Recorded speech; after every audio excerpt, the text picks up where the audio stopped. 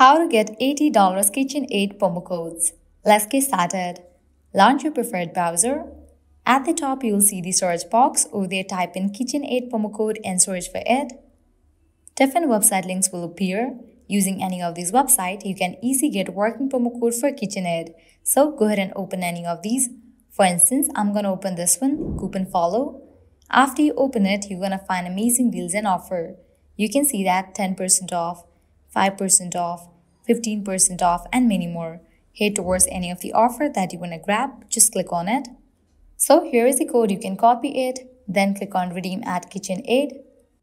Now you will be directed to the official website of KitchenAid. Now you can log into your account, make your purchase, and proceed to checkout. While in the checkout page, you will find the section of codes. Over there, paste your code and confirm your order. With that, you'll get the discount. Likewise, you can also try out these offers, as in this page, you're going to find amazing offers and deals. Just scroll and check. Lastly, make sure to check out these websites as well, because these websites will also provide you working coupon codes for KitchenAid. Well, this way you can easily get up to $80 KitchenAid promo code. At the end, if you guys find this video helpful, don't forget to like, share, and subscribe to our channel. Thank you.